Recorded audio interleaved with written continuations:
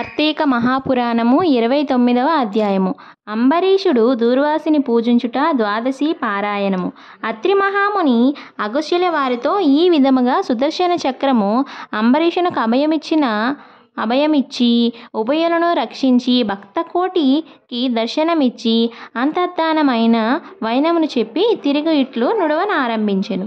ఆ తరువాత అంబరీషుడు దూర్వాసుని పాదములపై పడి దండ ప్రణామములు ఆచరించి పాదములు కడిగి ఆ కడిగిన నీళ్లను తన శిరస్సుపై చల్లుకొని, ఓ మునిశ్రేష్ఠ, నేను సంసార మార్గమందున్న ఒక సామాన్య గృహస్థుడను. నా శక్తి కొలది నేను శ్రీమన్నారాయణుని సేవింతును. ద్వాదశి వ్రతము చేసుకొనుచు ప్రజలకు ఎట్టి కీడు రాకుండా ధర్మవర్ధుననై రాజ్యమేలుచున్నాను. నా వలన మీకు సంభవించిన కష్టమునకు నన్ను మన్నింపుడు.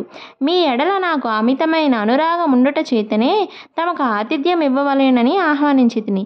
కాన నా ఆతిథ్యము స్వీకరించి నన్నును నా వంశమును పావనం చేసి కృతార్థుని చేయుడు. మీరు దయార్థ హృదయులు. ప్రథమ కోపంతో నన్ను శపించనను మరలా నా గృహమునకు విచ్చేసితిరి. నేను ధన్యుడనైతిని. మీ రాక వలన శ్రీ మహావిష్ణువు యొక్క సుదర్శనమును చూచు భాగ్యము నాకు కలిగినది. అందులకు నేను మీకు మీ ఉపకారమును మరువలేకపోతున్నాను. మహానుభావ, నా మనస్సంతోషముచే మేము మెట్లు స్తుతింపవలెనో నా నోట పలుకులు రాకున్నవి. నా కండ్ల వెంట వచ్చు ఆనంద బాష్పములతో తమ పాదములు కడుగుచున్నాను. తమకు ఎంత సేవ చేసినను ఇంకా రుణపడి ఉందును.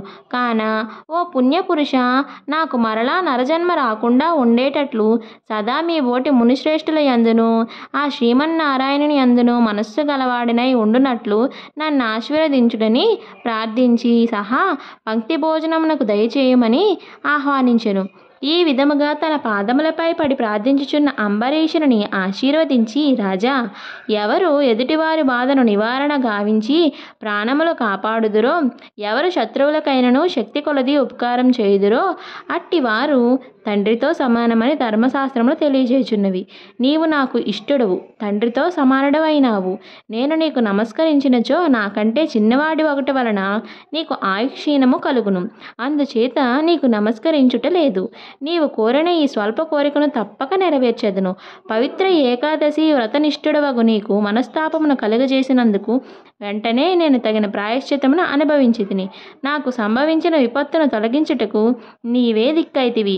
నీతో భోజనం చేయుట నా భాగ్యము కాక మరొకటి అగునా అని దూర్వాస మహాముని పలికి, అంబరీషుని అభీష్టము ప్రకారము పంచభక్ష పరమాన్యములతో సంతృప్తిగా విందారంగించి అతని భక్తిని కడంగడు ప్రశంసించి అంబరీషుని దీవించి సెలవు పొంది తన ఆశ్రమునకు వెళ్ళెను. ఈ వృత్తాంతమంతయు కార్తీక శుద్ధ ద్వాదశి దినమున జరిగినది. కాన ఓ అగస్త్య మహాముని, ద్వాదశి వ్రత ప్రభావము ఎంతటి మహత్యము కలదో గ్రహించితివి కదా.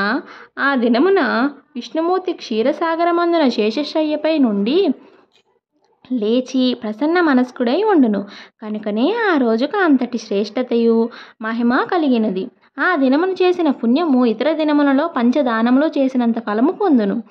ఏ మనుజుడు కార్తీక శుద్ధ ఏకాదశి రోజున శుష్కోపవాసం ఉండి పగలెల్లా హరినామస్మరణ సంకీర్తన చేసి గడిపి ఆ రాత్రంతయు పఠనం పురాణము చదువుతూ లేక వింటూ జాగరణం చేసి మరునాడు అనగా ద్వాదశి నాడు తన శక్తి కొలది శ్రీమన్నారాయణుని ప్రీతి కొరకు దానములిచ్చి బ్రాహ్మణులతో కూడి భోజనం చేయునో అట్టువాని సర్వ పాపములు ఈ వ్రత ప్రభావమున వలన పటాపంచలైపోవును.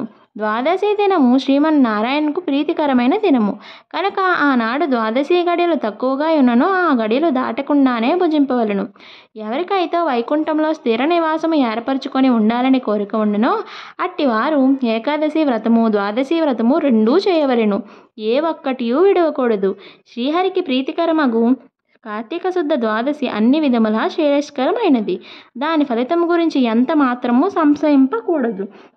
మర్రి చెట్టు విత్తనము చాలా చిన్నది అయినను అదే గొప్ప వృక్షమై విధముగా కార్తీక మాసంలో నియమానుసారముగా చేసిన ఏ కొంచెము పుణ్యమైనను అది అవసాన కాలమున యమదూతల పాలు కానీయక కాపాడును. అందులకే ఈ కార్తీక మాస వ్రతము చేసి దేవతలే కాక సమస్త మానవులు ధరించిరి. ఈ కథను ఎవరు చదివినను లేక వినినో సకల ఐశ్వర్యములు సిద్ధించి సంతాన ప్రాప్తి కూడా కలుగును అని అత్రి మహాముని అగస్త్యునకు బోధించిరి. ఏకోన త్రింశాధ్యాయము 29వ రోజు పారాయణము సమాప్తము. ఇప్పటి వరకు మన ఛానల్లో అప్లోడ్ చేయబడిన మొత్తం 29 అధ్యాయాల్ని ఎవరైనా ఇప్పటి వరకు వినకపోయినట్లయితే కార్తీక మాసం ముగియక ముందే మిగిలిన 29 అధ్యాయాలని కూడా ఒక్కసారి వినండి. అలాగే ఇప్పటి వరకు మన ఛానల్ని సబ్స్క్రైబ్ చేసుకోకపోయినట్లయితే ఇప్పుడే మన ఛానల్ని సబ్స్క్రైబ్ చేసుకోండి. హర హర మహాదేవ శంభో శంకర.